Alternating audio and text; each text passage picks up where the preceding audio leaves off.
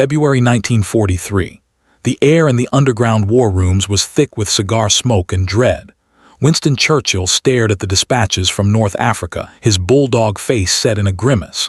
The report detailed not just a defeat but a debacle. At the Kasserine Pass, American forces had been routed, humiliated by Erwin Rommel's veteran Afrika Korps.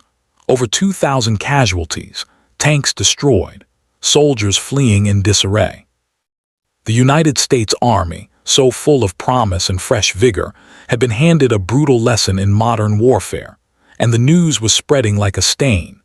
In London clubs and British command tents, a single, devastating question was now being whispered. Were the Americans simply not up to the task?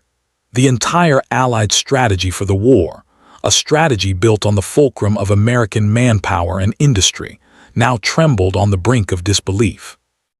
The political cost of a militarily incompetent ally threatened to be as catastrophic as the battlefield loss. Then, General Dwight Eisenhower made a decision that seemed to many, especially the British High Command, like a final, reckless gamble. He called upon the most inflammatory, aggressive, and scorned officer in the American ranks, George S. Patton. This is the story of how Patton pulled the U.S. Army back from the precipice of total humiliation, and the unforgettable words Britain's greatest wartime leader uttered when he saw the transformation for himself. The Battle of Kasserine Pass was more than a tactical failure. It was a crisis of confidence that threatened to unravel the Allied alliance from within. In February 1943, American troops had been in North Africa for only 3 months following Operation Torch. They were green, poorly coordinated, and led by commanders unprepared for the speed and ferocity of Rommel's tactics. When the German panzers struck through the pass, they exploited weak defenses and hesitant leadership. The result was a shambolic retreat. Equipment was abandoned, units disintegrated. The initial American contribution to the fight against Nazi Germany appeared to be a catastrophic failure of arms. For Winston Churchill, the reports from Kasserine were a political and strategic nightmare. He received detailed assessments from British military observers attached to American units. The memos were scathing. They noted American troops breaking too easily, officers displaying a fundamental confusion about armored warfare, and a general lack of battlefield discipline. The seasoned veterans of the British Eighth Army, who had been fighting Rommel for years in a painful, seesaw desert war, watched with a mixture of pity and contempt. They had finally learned how to stand against the Germans, and now it appeared the Americans would become a gaping hole in the Allied line, a weakness Rommel would exploit again and again. But Churchill's concern ran deeper than the immediate battlefield. The entire war effort depended on the special relationship. He had staked his reputation and Britain's future on the full and equal partnership with the United States. Now, the foundational assumption of that partnership, that American soldiers could fight as effectively as they could produce, was in grave doubt. Pressure began to mount from Churchill's own generals. Figures like General Alan Brooke, the chief of the Imperial General Staff, argued quietly but forcefully that for the sake of the campaign, and indeed the war, American forces must be placed under seasoned British operational command. They needed to be mentored, slowly integrated into the line, and kept away from independent action until they had learned their craft. To Churchill, such a move, while perhaps militarily prudent in the short term, spelled long-term disaster. It would be a profound and public humiliation for the United States. It would confirm every German propaganda boast about American weakness. It would fracture the alliance at its moment of birth, replacing partnership with patronage. Churchill's private secretary noted the Prime Minister was profoundly troubled, packing his rooms late into the night. The question haunted him. Had he bet the survival of Western civilization on an army that could not fight? Into this maelstrom of doubt stepped Dwight Eisenhower. As Supreme Commander, he understood the stakes were far greater than one battlefield. The soul of the American army was on the line. His response was radical and unequivocal. He relieved the commanding general, and against the hushed but vehement advice of his British counterparts, appointed Lieutenant General George S. Patton to take command of the reeling American II Corps. The news was met with disbelief in British circles. Patton was known to them as a caricature, a swaggering, profane, self-aggrandizing cowboy in a polished helmet. British intelligence profiles described him as brave but impulsive, undisciplined in speech, and possessed of a dangerous obsession with offensive action. To the British, still nursing the wounds of reckless offensives from the earlier war, Patton represented everything that was wrong with the amateur American approach: aggression without wisdom, confidence without competence. Sending Patton to fix the problems of Kasserine seemed like pouring gasoline on a fire. Churchill's initial reaction, confided to his inner circle, was one of deep skepticism. "We are urging caution and consolidation upon them," he reportedly said, "and they send us a man who considers caution a sin."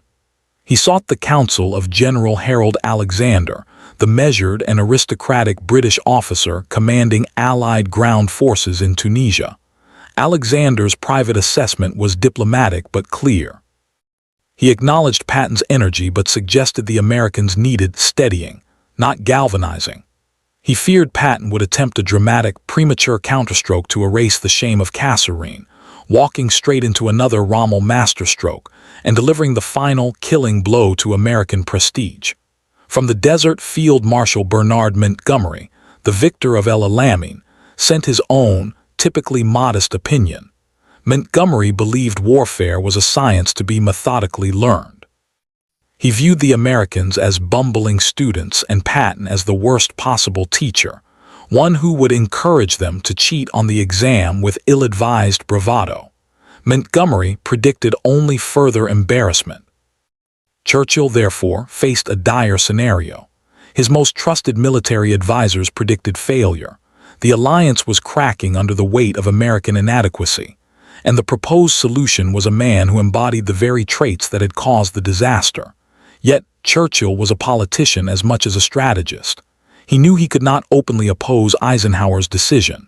To do so would be an unforgivable affront. So he adopted a posture of wary, public support, masking profound private anxiety. He would wait and watch, expecting at best a modest stabilization of the front, and hoping against hope that Patton's inevitable recklessness would not doom the entire North African enterprise. What happened next was not a cautious rebuild. It was a revolution. Patton arrived in Tunisia like a thunderclap. He did not call for a staff meeting. He issued a series of blunt, uncompromising edicts. The first target was not the Germans, but the American soldiers' own self-image. He enforced a strict, unforgiving dress code. Every soldier would wear a necktie. Every helmet would be strapped. Every vehicle would be spotless. Salutes would be crisp and mandatory. To his critics, this was pure theater, a distraction from real problems. To Patton, it was fundamental psychology. "A soldier in clean uniforms fights better," he declared. He was replacing the posture of defeat with the trappings of pride. But the transformation went far beyond polish. Patton ruthlessly addressed the tactical failures of Kasserine. He repositioned units, insisting on defensive depth and interlocking fields of fire. He mandated aggressive, constant patrols, not to sit and wait for the German blow, but to find the enemy, to probe, to dominate no man's land. He moved his command post far forward, ensuring his men saw him daily, standing fearlessly in his iconic Jeep, pearl-handled pistols on his hips, a living symbol of aggressive intent. He delivered speeches that were less pep talks and more transmissions of sheer will. He told his men they would stop thinking about defense and start thinking about attack, that they would never again retreat, that they would kill the goddamn Germans. Churchill in London began to receive new reports from Alexander in early March. Their tone had shifted from condescending worry to puzzled respect. Alexander noted the remarkable and rapid stiffening of the American line. Patrols were now bringing back useful intelligence. Artillery fire was becoming coordinated and effective.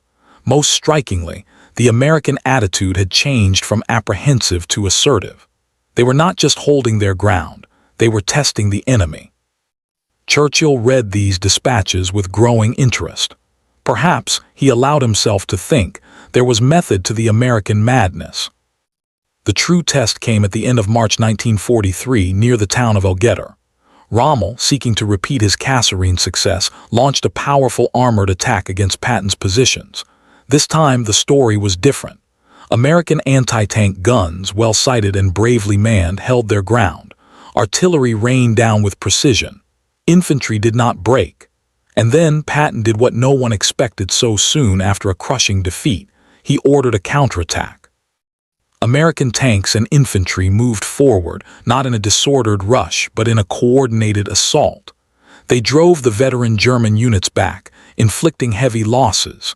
The Battle of El Guettar was not a war-winning engagement, but it was a watershed. The U.S. Army had not just held, it had attacked and won. The ghost of Kasserine was being exorcised on the field of battle. The impact resonated through the entire campaign. Montgomery's 8th Army, advancing from the east, reported that the German forces facing them seemed distracted and weakened. The pressure from Patton's renewed American corps was having a tangible strategic effect. Even Montgomery was forced to send a grudging note to Churchill, admitting that the Americans were doing better and were now a net contributor to the campaign. From Montgomery, this was a thunderous endorsement. By April, Churchill prepared to travel to North Africa for a strategic conference. The intelligence summaries he reviewed before departure presented a picture he would not have believed 2 months prior. The U.S. II Corps was now an effective, aggressive fighting force. They were advancing, taking objectives and working in concert with British units. The narrative of American incompetence had been shattered, not by words, but by bullets and blood. Churchill's private secretary recorded that the Prime Minister, in a reflective moment, admitted, "I misjudged this man Patton. He has not been reckless. He has been right." During the visit, Churchill asked Eisenhower for a personal introduction to General Patton. The meeting was brief and charged with unspoken history. Patton, standing rigidly at attention in his immaculate uniform, was the picture of martial severity. Churchill, studying him, saw not the cartoonish cowboy of British intelligence reports, but a hard, focused, and supremely confident commander. Churchill asked him directly how he had accomplished the turnaround. Patton's reply, as recorded later in his diary, was characteristically simple and profound. "I told them they were not losers, sir. I told them they were Americans, and Americans do not lose. Then I showed them how to win." Churchill was silent for a moment. Then, in front of Eisenhower and a small group of staff officers, the British Prime Minister delivered his verdict. He spoke of his grave fears after Kasserine Pass, of the whispers that the American army might be a weak link. He acknowledged the intense pressure to sideline American command. Then he looked directly at Patton. "You, General," Churchill said, his voice thick with emotion, "have saved the American army from total humiliation. You have, in doing so, saved this alliance. And you have proven to every doubter, including myself, that the American soldier, properly led, is the equal of any fighting man on this earth." For Churchill, a man of majestic prose but sparing personal praise, this was an extraordinary admission. It was the culmination of a painful and profound lesson. Patton had achieved more than a military recovery. He had validated the entire strategic premise of the Anglo-American alliance. The tools of war, the tanks, the planes, the ships, were vital, but without the unwavering will and skill to use them, they were nothing. Patton had restored that will and forged that skill in the crucible of combat. Churchill's post-war writings confirm the permanence of this transformed opinion. In his monumental history, the Second World War asterisk, he devoted significant space to the aftermath of Kasserine, framing it as a critical turning point. He wrote that Patton's leadership represented that vital, aggressive spirit without which mere numbers and material become inert. He contrasted it with the British method, concluding that both were necessary, and that their fusion made the Allies invincible. More privately, in conversations with friends after the war, Churchill was even more direct. He stated that George Patton had been the indispensable man at the most fragile moment. A more conventional commander might have avoided another disaster, But only a commander of Patton's ferocious character could have reversed the tide of opinion so completely and so quickly. He had turned a narrative of shame into one of respect. In a later speech, reflecting on the surprises of the long conflict, Churchill included a pointed observation. One of the greatest surprises, he told the audience, was the breathtaking speed with which the American army, after early and painful setbacks, assimilated the lessons of modern war. They possessed a capacity for growth, a resilience of spirit that I have seldom witnessed. He was describing, of course, the miracle of March and April 1943.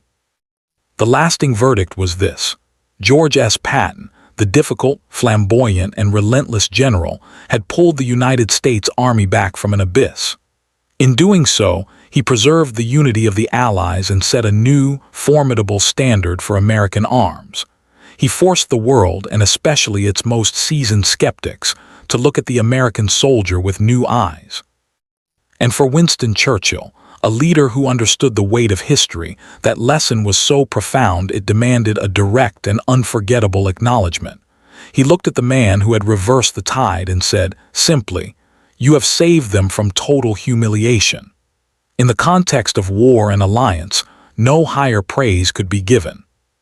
That's it for this video. Thanks for watching. If you enjoyed, please hit that subscribe button and leave a comment to encourage me for making such content.